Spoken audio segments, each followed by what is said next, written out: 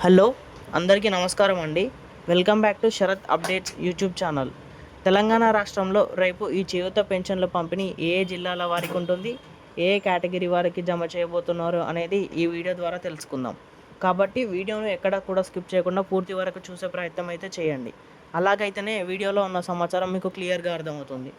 దాంతోపాటు వీడియోని ఖచ్చితంగా లైక్ చేయండి. లైక్ చేస్తే ఇలాంటి తాజా సమాచారం అందించడానికి నాకు మోటివేట్గా ఉంటుంది. అలాగే ఛానల్ని సబ్స్క్రైబ్ చేయండి. తెలంగాణ చేయూత పెన్షన్లపై భారీ అప్డేట్. 4,000 రూపాయలకు దిశగా పెద్ద అడుగు. తెలంగాణ రాష్ట్రంలో లక్షలాది మంది లబ్ధిదారులు ఎదురు చూస్తున్న చేయూత పెన్షన్ల పెంపుపై ఈ అంశంపై ఇప్పుడు కీలక పరిణామాలు చోటు చేసుకున్నాయి. ఎన్నికల సమయంలో ఇచ్చిన హామీ మేరకు పెన్షన్లు పెంచే దిశగా ప్రభుత్వం వేగంగా కసరత్తు ప్రారంభించింది. ముఖ్యంగా వృద్ధులు, ఒంటరి మహిళలు, వికలాంగులు, చేనేత కార్మికులు, బీడీ కార్మికులు ఇలాంటి అన్ని వర్గాల వారికి ఇది పెద్ద ఉపశమనం కలిగించే నిర్ణయంగా భావిస్తున్నారు.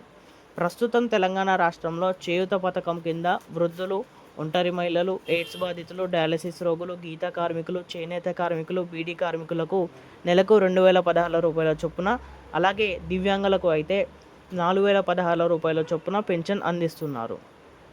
అయితే ఎన్నికల సమయంలో ప్రభుత్వం ఇచ్చిన ఈ హామీని మొత్తాన్ని పెంచుతూ సాధారణ లబ్ధిదారులకు 4,000 రూపాయలు, దివ్యాంగులకు అయితే 6,000 రూపాయలు ఇవ్వాలని హామీ ఇచ్చింది.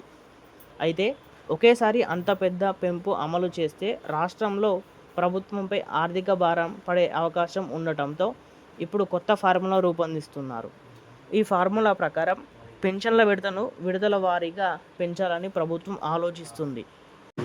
ముందుగా తొలి విడతలో ప్రతి లబ్ధిదారుడికి 500 రూపాయల పెంపు చేయాలని ప్రభుత్వం వర్గాల్లో చర్చ సాగుతుంది. ఈ నిర్ణయం అమలులోకి వస్తే ప్రస్తుతం ఉన్న 2,016 రూపాయల పెన్షన్ సుమారు 2,516 రూపాయల వరకు పెరిగే అవకాశం ఉన్నట్టు కనిపిస్తుంది. ప్రస్తుతం తెలంగాణలో సుమారు 42,07,000కు పైగా లబ్ధిదారులు పెన్షన్లు పొందుతున్నారు. వీరికి నెల ప్రభుత్వం దాదాపు 950 కోట్ల వరకు ఖర్చు చేస్తుంది. ఇక 500 రూపాయలు అమలు చేస్తే అదనంగా నెలకు సుమారు 210 కోట్ల వరకు, అంటే సంవత్సరానికి 2,500 రూపాయల కోట్లకు పైగా అదనపు వ్యయం ప్రభుత్వంపై పడనుంది. అయినప్పటికీ ఎన్నికల హామీని నిలబెట్టుకోవడానికి ప్రభుత్వం దశల వారీగా ఈ పెంపును అమలు చేయాలని భావిస్తుంది. ఇప్పటికే ప్రభుత్వం ప్రకటించిన 6 గ్యారంటీల్లో భాగంగా మహిళలకు ఉచిత బస్సు ప్రయాణం, గృహజ్యోతి కింద 200 యూనిట్ల ఉచిత విద్యుత్, 500 రూపాయలకే గ్యాస్ సిలిండర్, సన్నబియ్యం పంపిణీ వంటి పథకాలు అమల్లోకి ఉన్నాయి.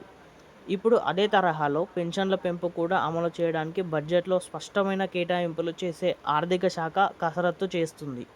వచ్చే బడ్జెట్ ప్రసంగంలో ఈ అంశంపై పూర్తి స్పష్టత వచ్చే అవకాశం ఉందని ప్రభుత్వ వర్గాలు చెబుతున్నాయి.